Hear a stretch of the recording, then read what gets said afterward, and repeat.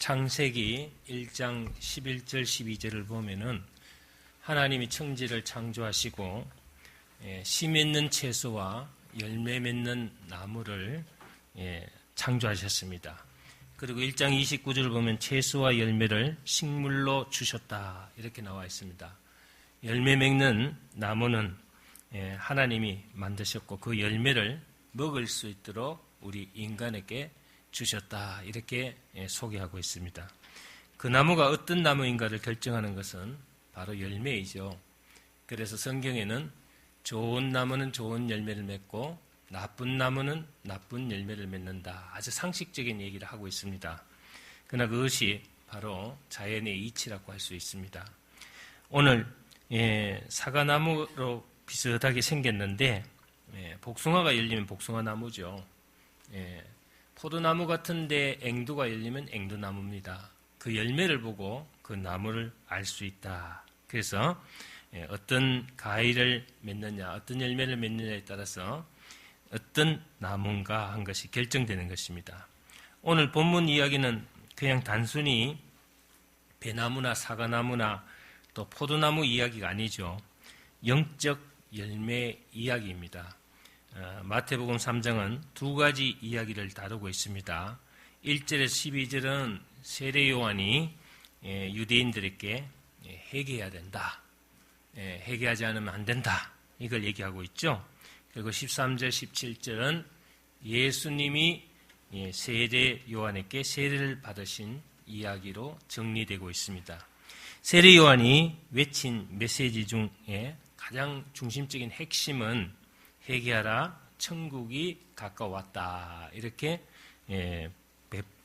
선포하고 있죠. 유대인들이 가진 고정관념이 있어요. 이 고정관념이 상당히 무서운데요. 하나는 자기는 선택받은 민족이다. 그 선민 정신을 갖고 있는 거죠. 그리고 아브라함처럼 훌륭한 조상의 후손이기 때문에 구원받았던 것은 당연한 일이란 겁니다. 그 어떤 민족보다 탁월한 민족이다 이렇게 생각하고 있었습니다. 그 고정관념 때문에 그들은 교만했고 남을 무시하고 멸시하고 배척하는 그런 것을 가지고 있었습니다. 내가 제일이라고 생각했고 다른 사람이나 백성들은 거들떠 보지도 않았습니다. 그래서 우리가 성경에서 가끔 보면은 유대인들이 다른 민족들을 개로 취급하는 경우를 우리가 많이 볼 수가 있습니다. 그들에게 세례 요한은 회개하라고 외친 것입니다.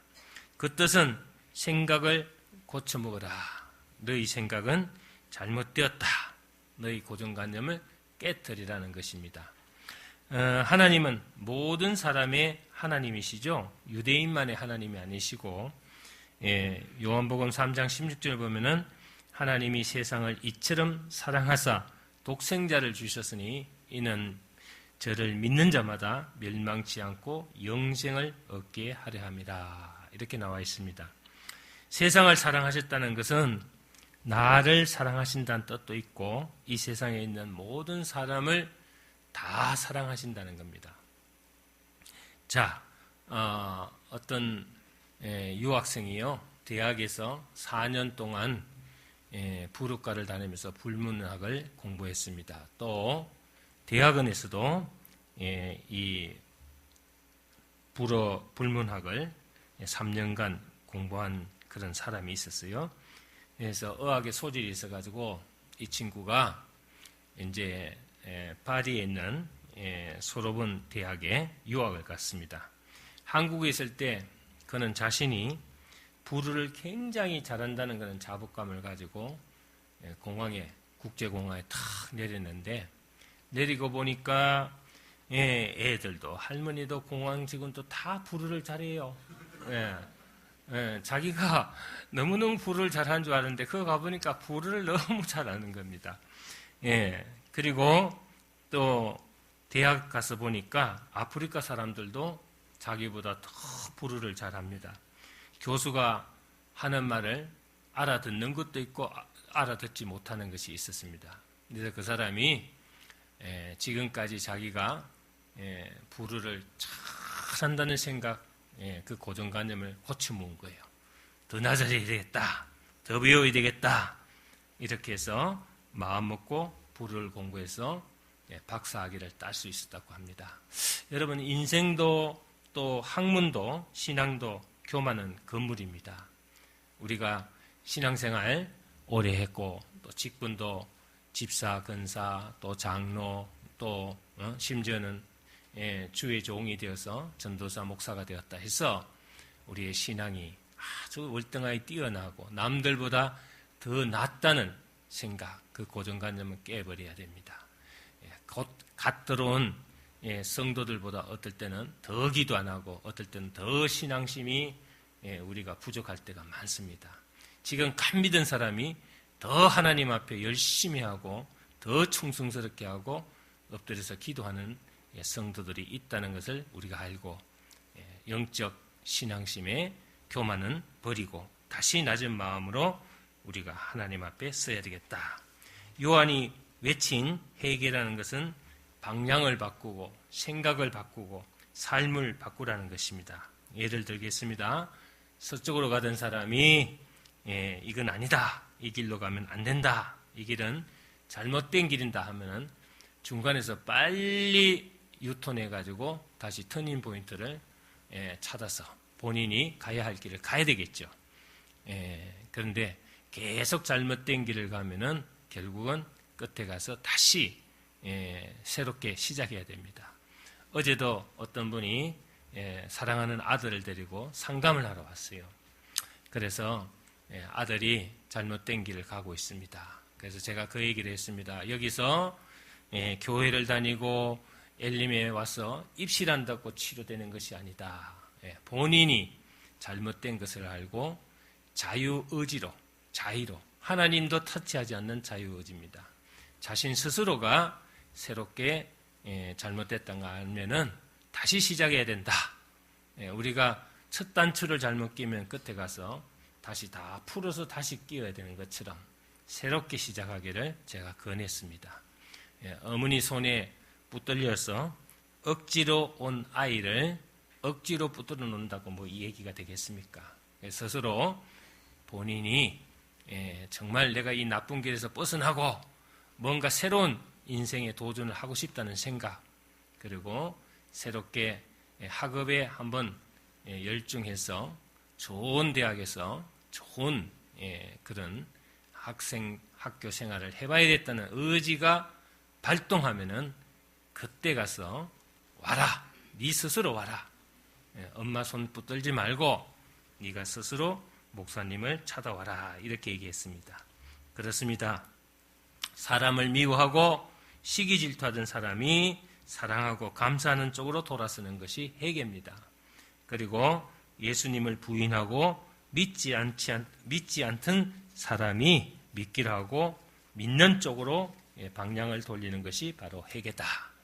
또 여러분들이 흔히 회개라고 말하면은 몹쓸짓을 하거나 큰 죄를 범해서 정말 그 잘못을 인정하고 고백하는 것으로 생각하는데 그렇지 않습니다. 내가 예수를 믿고도 예수님을 제대로 안 믿고 잘못된 믿음을 가졌을 때, 또 게으르고 나태한 믿음으로 예수님 앞에 섰을 때 이것도 우리가 회개해야 된다 이거죠. 그래서 예수님을 더 열심히 믿고 더 열정적으로 결단하는 것을 우리가 회개라고 합니다. 사람은 때때로 무엇인가 결정하고 결단해야 할 때가 많습니다.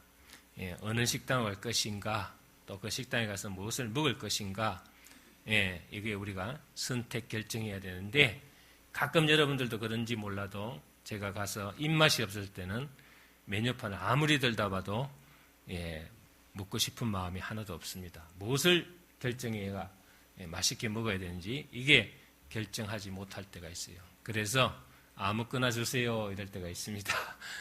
그러면 식당 주인이 뭐라 그럽니까? 아무거나는 없습니다. 우리가 반드시 먹어야 될 것을 골라야 되겠죠. 그렇습니다. 어느 백화점으로 갈 것인가, 어떤 제품을 살 것인가, 어떤 자동차를 살 것인가, 어떤 옷을 입을 것인가 선택하고 결정해야 됩니다. 그런 선택과 결정과는 비교할 수 없는 흥망성쇠가 있죠. 사느냐 죽느냐, 흥하느냐 망하느냐, 성하느냐 쇠하느냐, 이런 흥망성쇠를 결정하고 선택하는 거, 이거 정말 중요합니다. 그 선택은 여러분들이 예수를 잘 믿느냐 잘 못 믿느냐에 따라서 결정이 되는 거예요. 그래서 여러분들 하시는 모든 일들이 정말 잘 되기를 원한다면은 이왕 이제 예수를 믿었습니다. 잘 믿었고 여러분들이 잘 되기를 원해야지, 어설프게 믿고 어중간하게 믿으면은 오히려 마귀한테도 두드리 맞고 주님한테도 버림받아가지고 오갈 데 없는 천혜고와 신세가 돼요. 할렐루야. 이 세상에서 누가 제일 불쌍한 사람입니까? 버림받은 사람입니다. 아내에게 버림받고 남편에게 버림받고 자식에게 버림받고 부모에게 버림받은 사람이 이 세상에서 가장 불쌍한 사람입니다. 그런데 하물며 영적으로 여러분들이 주님께, 하나님께 버림받았다. 그럼 여러분들은 정말 마음 둘 곳이 없고 이 세상 자체가 바로 지옥이 되어버립니다. 자, 세례 요한의 메시지는 간단합니다. 8절을 보면은 회개에 합당한 열매를 맺으라. 아멘입니까? 앞에서 말씀드린 대로 열매는 그 나무가 어떤 나무인가를 밝히는 실체이며 결과입니다. 사과가 열렸으면은 사과나무인 것처럼 그 사람이 회개했는가를 보면은, 회개했는가를 보려면은 그 사람의 행위와 삶을 보면 됩니다. 어떤 분이 아주 성격이 강팍해가지고 깐깐해가지고 주변에 있는 사람들에게 많은 상처를 줘요. 그래서 제가 불러서 근사님 때문에 상처받는 사람이 많으니까 근사님 조금 성격을 좀 온화하게 가지십시오. 이렇게 권면을 합니다. 그러면은 그 사람이, 그 근사님이 좀 기분은 나쁘지만 옳은 말이니까 알겠습니다. 목사님 잘 해볼게요. 앞으로는 제가 그런 일이 없도록 하겠습니다. 그러고 나서 시간이 좀 지나면 또 나옵니다. 그 열매가 나타나잖아요. 그 열매가. 또 뭐 상처받았다, 죽겠다, 뭐 저 인간하고 같이 신앙생활 못하겠다 이런 소리 나오면은 그 나무의 그 열매는 바로 그 사람의 행위와 삶에서 나타난다.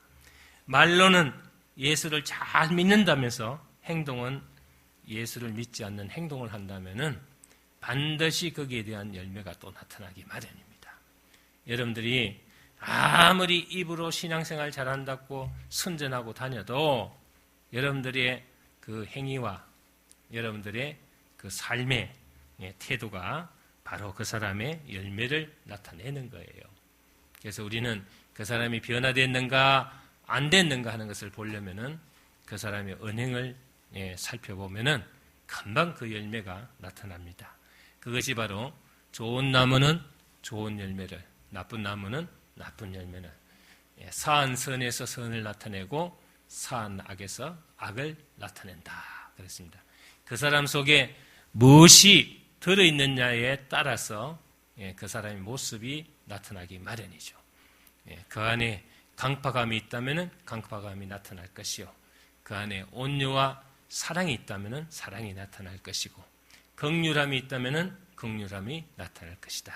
그래서 예수님이 그 사람의 든 것이 나타난다 이렇게 얘기했습니다.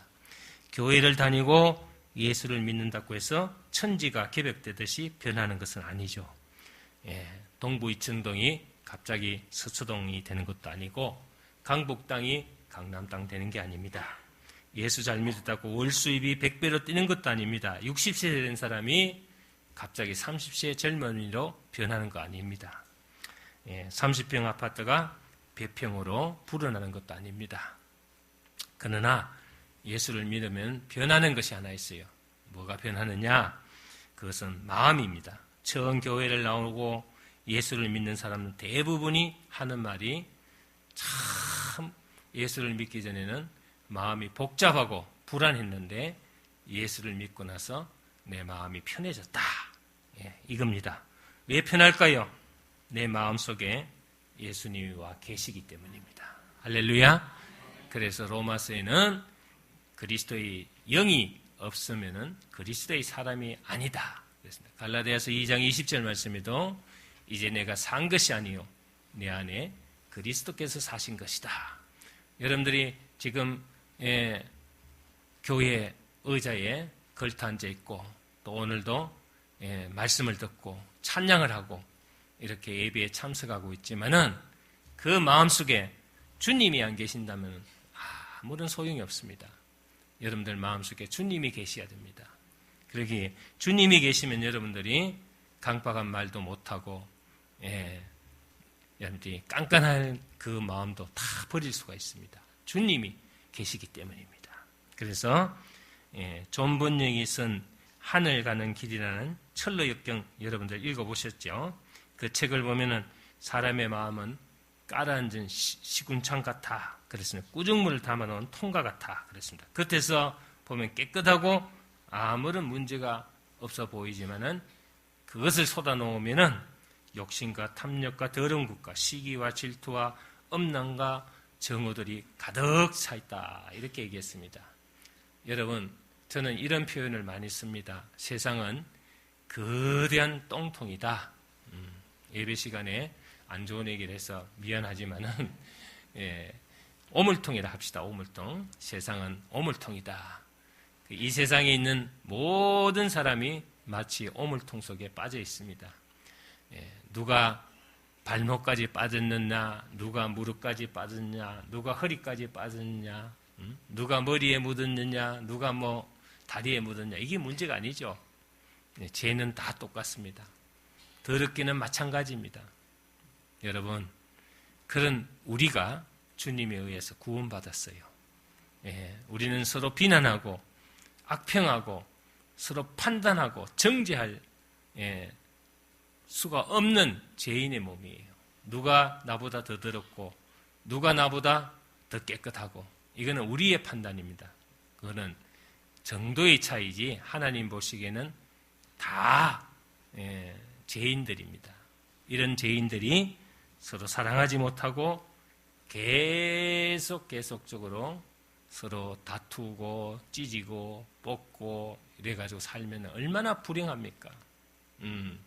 제가 옛날에 강남 은혜교회에 있을 때 앞에 옛날 짜장면집이 있어요.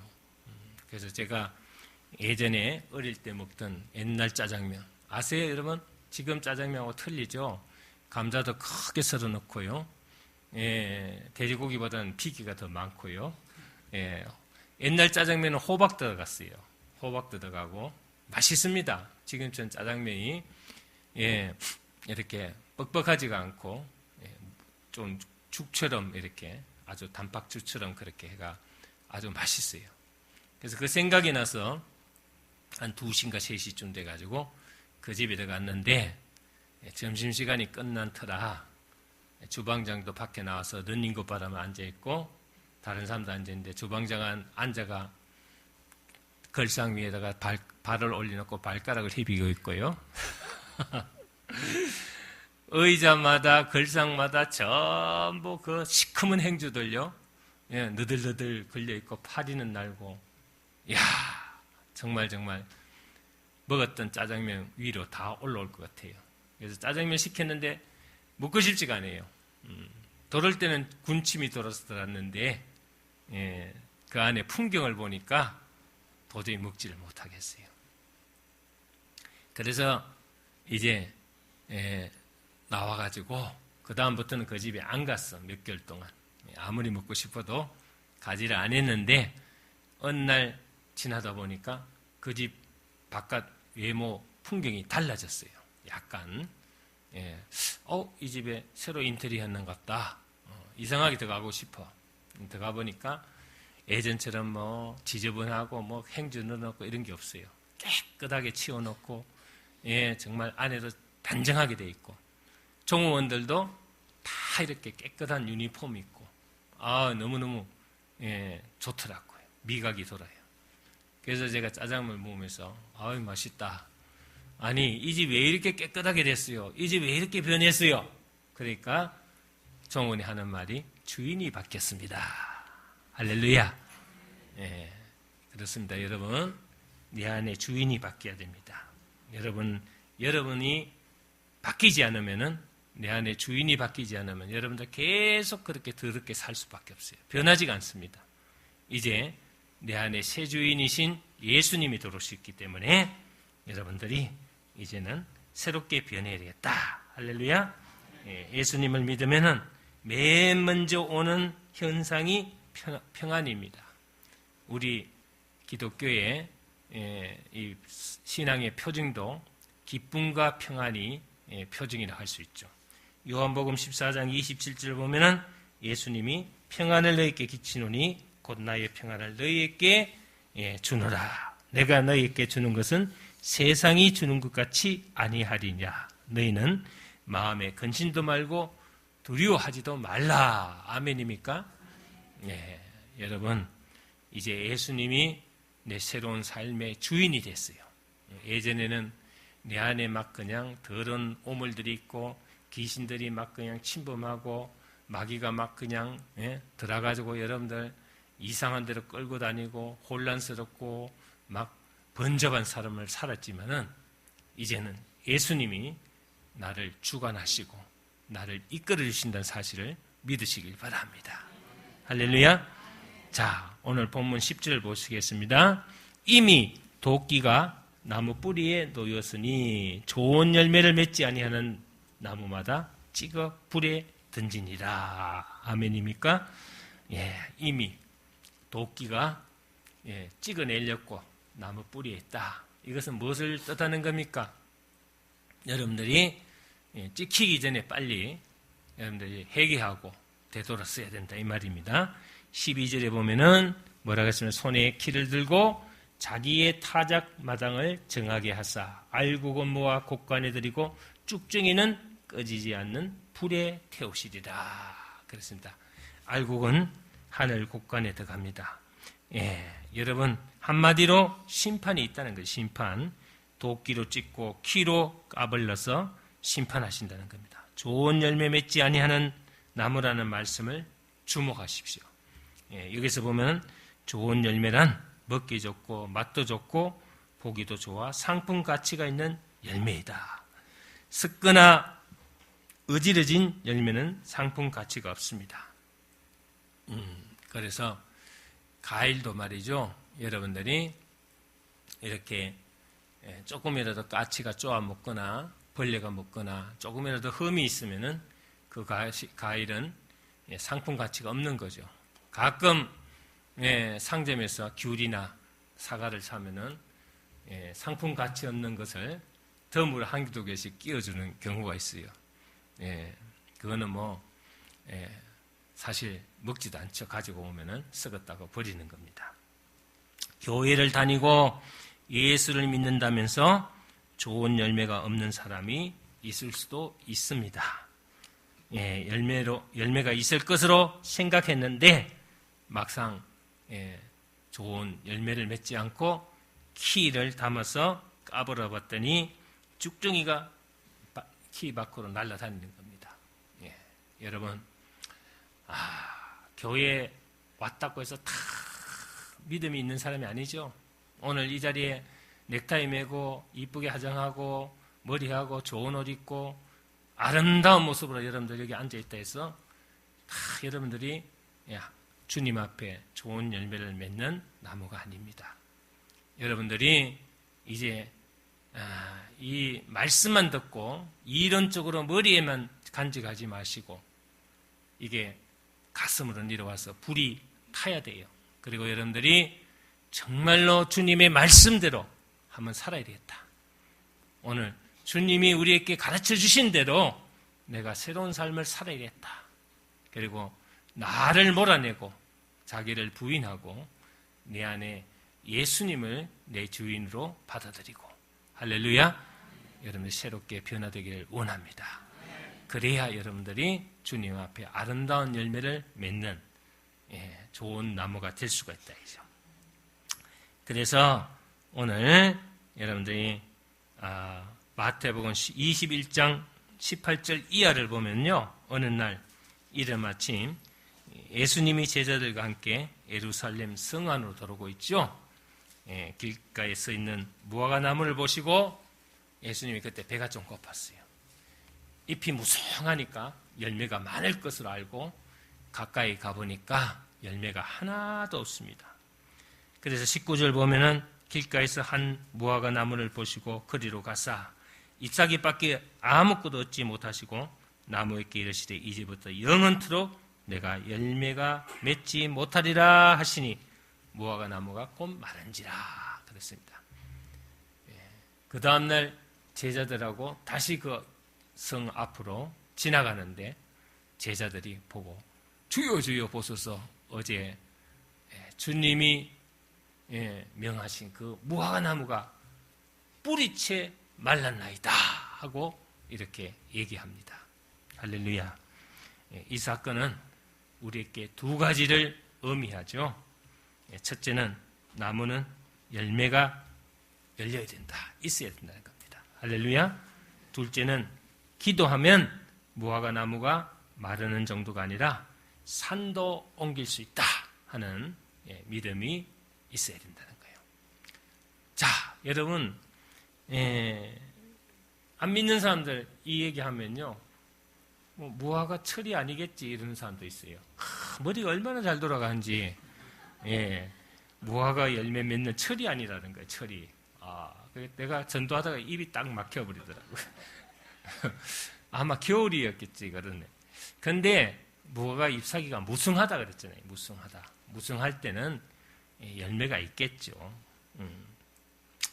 상관없습니다. 그 사건을 통해서 예수님이 제자들을 가르치시려고 한 것이죠. 그게 중요한 겁니다. 열매 없는 나무, 그것은 비참한 나무이다. 속이 빈 쭉정이, 그것은 불 속에 들어가는 쭉정이에 불과하다. 자, 여러분, 우리의 이야기로 정리해 보겠습니다. 하나님은 우리에게도 열매 맺기를 원하십니까? 안 원하십니까? 원하시죠? 여러분들이 교회 다니면서 신앙생활 헛하는 거 아닙니다. 여러분들 신앙생활 하다 보면은 내 마음에 맞는 사람도 있고 내 마음에 맞지 않는 사람도 있어요. 근데 여러분 그렇습니다. 세상에 다 비단길을 깔 수가 없어요. 그러나 내가 비단 신발을 신으면 내가 가는 곳마다 비단길이 되는 거예요. 할렐루야. 여러분들이 누구와 어떤 관계를 맺을 때 여러분들 마음속에 그리스도의 사랑이 있다면, 주님이 인간을 사랑하시고 흠도 티도 없으신 그분이 희생한 그 마음이 있다면, 그래서 불교는 자타신앙이라고 해요. 자타신앙. 자기가 깨닫고 자기가 선행을 하고 자기 의가 있으면은 극락으로 간다 그럽니다. 그런데 기독교는 이타신앙이에요. 이타신앙. 아무 관계없는 사람을 위해서 예수님은 나를 위해서 십자가를 지셨다. 그래서 여러분들 이 이타적인 사랑, 이게 기독교 신앙의 근본적인 핵심이에요. 그래서 여러분들이 하나님을 사랑하면 또 이웃을 사랑해야 돼요. 이웃을 사랑하면 나도 사랑해야 됩니다. 그래서 이게 삼위일체가 돼야 돼요. 나를 사랑하면은 내 이웃도 사랑하게 되고 내 이웃을 사랑하면 하나님도 사랑하게 되는 거예요. 나도 나를 사랑하지 못하는데 어떻게 하나님을 사랑할 수 있습니까? 하나님을 사랑하지 못하는데 어떻게 이웃을 사랑할 수 있겠습니까? 이게 바로 굉장히 중요한 핵심입니다. 오늘 여러분들이 똑같은 땅에 심었고 물 주고 키웠습니다. 얼마나 어떤 열매를 맺었는지 한번 여러분들이 그 열매를 한번 찾아보세요. 여러분들 모두가 똑같은 땅에 은혜성산교회는 토양 위에 똑같이 물 주고 키웠어요. 똑같이 여러분들 2년, 3년, 5년 신앙생활 했습니다. 그런데 그 결과, 그 맺은 열매는 어떤 것인가 한번 생각해 보시라고요. 어떤 사람은 10년, 20년 다녀도 전혀 변하지 않습니다. 그 성격 그대로, 그 기질 그대로, 썩고 문드러지고 열매도 없고 아주 이 돌배 같은 그런 아주 흉측한 열매를 맺는 사람이 있는가 하면은 얼마 가지 안에서 정말 아름다운 푹직한 많은 사람들이 정말 사랑할 수 있고 즐겨할 수 있는 그런 풍성한 열매를 맺는 사람이 있어요. 자, 여러분 열매 맺어야 합니다. 열매 법칙이 있어요. 첫째는 좋은 나무라 좋은 열매를 맺습니다. 둘째는 토양이 좋아야 합니다. 셋째는 잘 가꾸어야 하겠죠. 넷째는 결실을 잘해야 됩니다. 신앙의 열매도 같습니다. 예수님이라는 거목에 붙어 있어야 됩니다. 예수님을 떠나면 메말라 죽게 됩니다. 토질이 기름지고 좋은 땅을 만나야 됩니다. 그래서 교회도 잘 만나야 하고 친구도 잘 만나야 하고 목회자도 잘 만나야 해요. 할렐루야. 그래야 쑥쑥 자랍니다. 정은사도 잘 만나야 됩니다. 그래야 잘 가꿔주기 때문입니다. 그리고 열매가 열렸더라도 나무를 떠나지 말고 익을 때까지 붙어 있어야 돼요. 무슨 말인지 알겠습니까? 요한복음 15장을 보면 내가 참 포도나무요 너희는 가지라고 하셨고 내 아버지는 그 농부라고 하셨습니다. 농부가 원하는 것은 뭡니까? 풍성한 수확입니다. 풍성한 수확. 먹지 못하는 열매 맺어가지고 여러분들이 사람이나 하나님 앞에 정말 소외당하는 그런 열매가 되어서는 안 되고 아름다운 품성으로 아름다운 모습으로 주님 앞에 주님 보시기에도 좋았더라 하는 열매를 맺으시길 바랍니다. 할렐루야.